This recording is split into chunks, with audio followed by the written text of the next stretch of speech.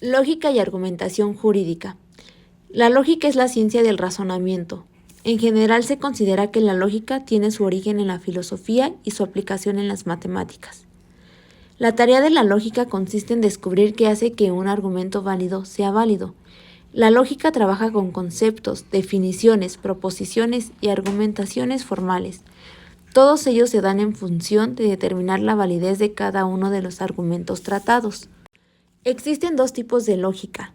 Lógica dialéctica, que también es llamada lógica natural, y estudia el contenido de las formas del pensamiento en correspondencia con la realidad. Por otro lado, existe la lógica formal, que es la ciencia que se encarga del estudio de los pensamientos a través de la estructura o forma de sus diferentes formas mentales, como son los conceptos judiciales y raciocinios. Nociones de la argumentación y la lógica. La argumentación jurídica es un proceso mediante el cual se presentan razones lógicas y pruebas sustanciales para respaldar una posición legal. En esencia, se trata de convencer a un auditorio, ya sea un juez, un jurado e incluso otros abogados, de la validez de un argumento legal. La argumentación jurídica es el alma de cualquier sistema legal. Permite a los profesionales del derecho presentar sus casos de manera coherente y persuasiva, ayudando a determinar el resultado de un litigio. La argumentación jurídica se puede influir en cómo se interpretan las leyes y en la forma de decisiones judiciales. Para tener una buena argumentación jurídica, recuerda que es necesario tener precisión, coherencia y profundidad. Tipos de razonamiento. Razonamiento inductivo. Es aquel que parte de las observaciones de hechos particulares para llegar a una conclusión general. Es decir, se parte de una serie de casos específicos para inferir una regla o principio general. Razonamiento deductivo. Por su parte, funciona de manera inversa al inductivo. Parte de una premisa general para llegar a una conclusión particular. Se parte de una idea general y a través de un proceso lógico se llega a una conclusión específica. Pensamiento matemático. El razonamiento matemático es el razonamiento que se utiliza en el ámbito de las ciencias exactas. Se basa en la lógica y las reglas matemáticas para encontrar la respuesta a un problema.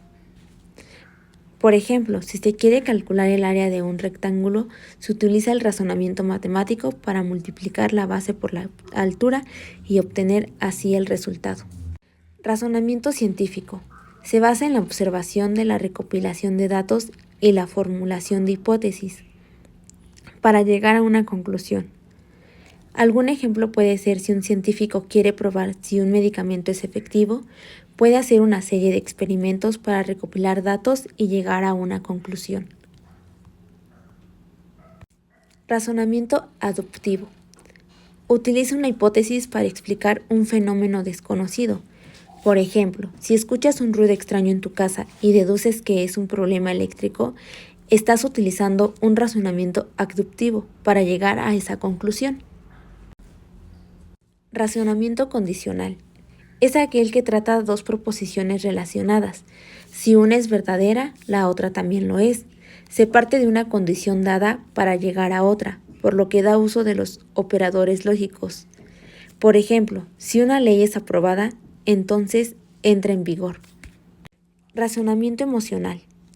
Se basa en los sentimientos y las emociones para llegar a una conclusión. Se utiliza en situaciones personales y subjetivas. Por ejemplo, si alguien decide no salir de casa durante una noche de tormenta porque le da miedo conducir con mal tiempo, están utilizando un razonamiento emocional para tomar esa decisión. Razonamiento intuitivo. Finalmente, el razonamiento intuitivo es aquel que se basa en la lógica o la razón, sino en una percepción o sensación.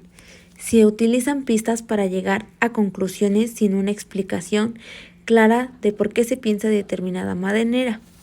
Por ejemplo, si una persona siente que algo no está bien en una situación sin poder explicar por qué, está utilizando un razonamiento intuitivo para percibir esa sensación. La argumentación es una práctica discursiva que tiene como propósito defender una postura o una opinión y disuadir al otro de la propia. Para ello, emplea razonamientos lógicos conscientes demostrables. El estudio de la argumentación proviene de épocas antiguas, cuando numerosas escuelas de filosofía estudiaban el arte de la persuasión.